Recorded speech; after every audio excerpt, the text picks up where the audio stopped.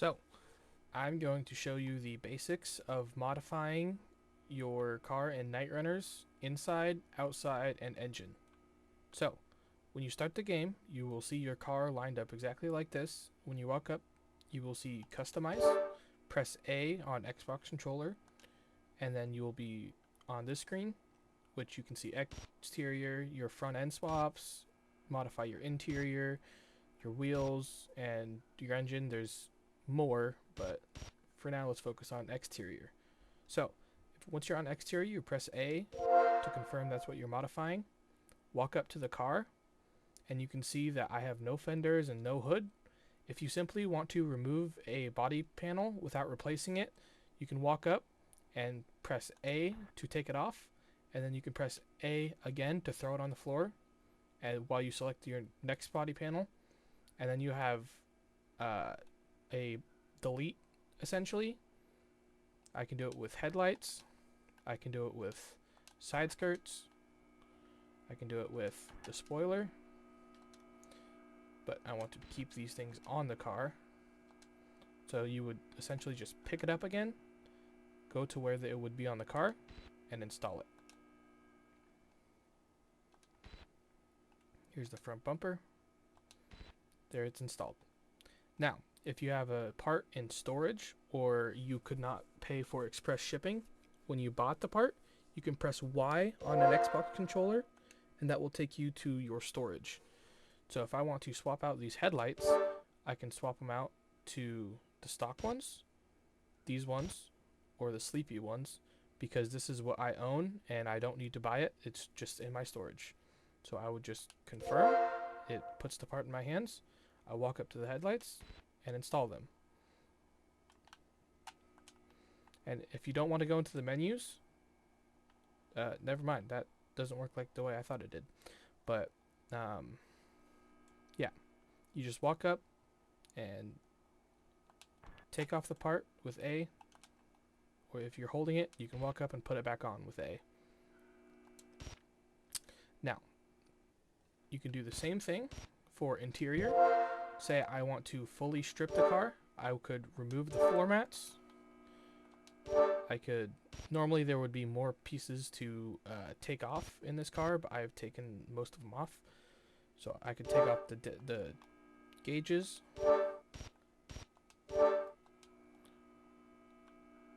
And normally you would do this with your passenger seat and your main flooring because it lowers your weight for free, which of course makes you faster.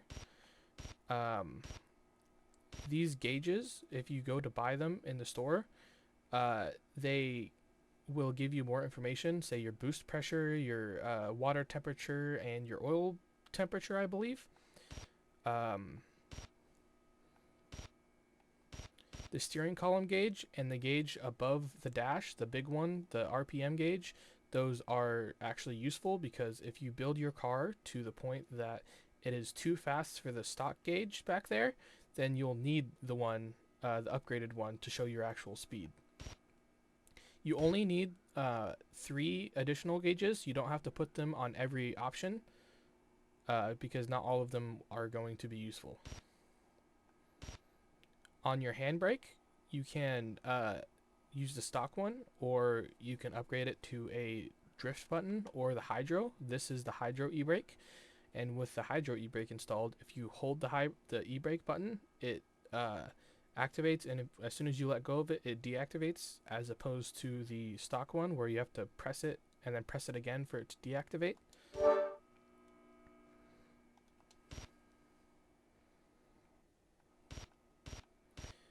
When you go to your engine, you cannot take anything off or modify it from this.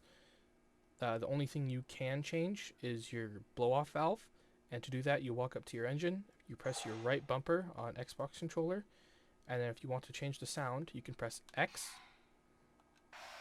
and that changes the sound when you downshift or let off the gas when you're driving. In order to actually change your engine parts, you have to go to your storage, And then from here, you will see any of the parts that you have in stock and you don't need to buy. Goes all the way from air filter to transmission. I saw some people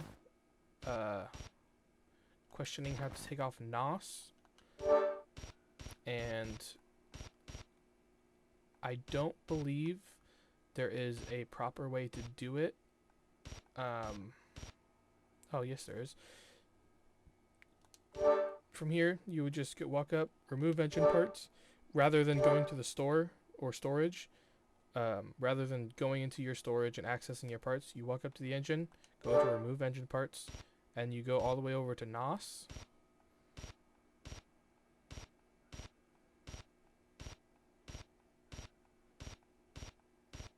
Remove NOS, and then now the car does not have NOS. I know it shows the NOS bottle still in there, it just hasn't updated. But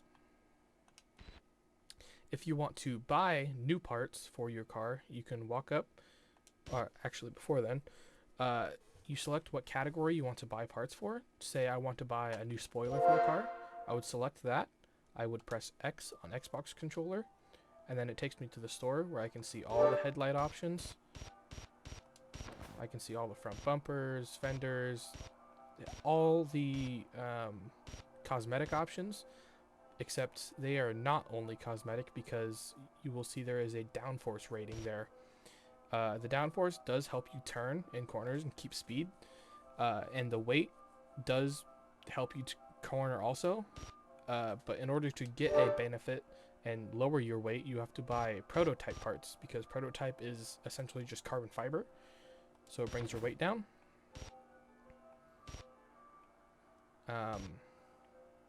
I believe that is it for that.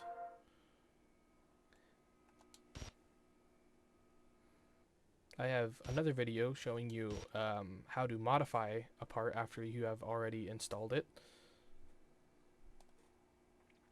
But say this is your only car. If you want to have a second car, or if you want to sell this car, before you can do that, the first thing you must do is go up these stairs, go over to the computer, and go to the car auction. From here, you can go to the car auction, and you will have a list of cars that you can buy, depending on grade, the mileage, whether it's auto or manual. The only car that we have to buy in the prologue / the demo is the Sanis Levissa 180 RS or the Sanis Levissa 200 RS. The main differences between these are the 200 RS is a little bit heavier and has a 6-speed manual if you get it in the manual trim, or the 180 RS has a 5-speed manual if you get it in the manual trim. Typically, when you are buying a car, you will want it to be as low mileage or kilometers as you can, and you would want it to be manual. The auto cars are very slow in this game, and no matter what you do to upgrade it, you will have a hard time competing. Also, the AI will make fun of you for it. So, let's leave the car auction.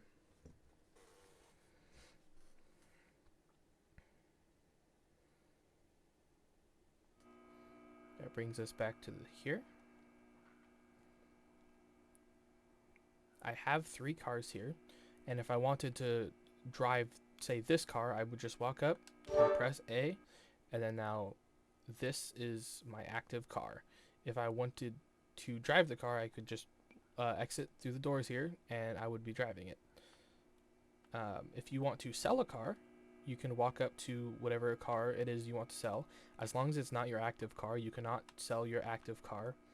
You could walk up and press X, and your car would be for sale. You will likely only get the car value from it, but there is roughly a 25% chance you will get more than that by it selling to an American, essentially. I believe that is it. Please DM me on Discord or leave a comment on this video if there's other tutorials that you feel you need.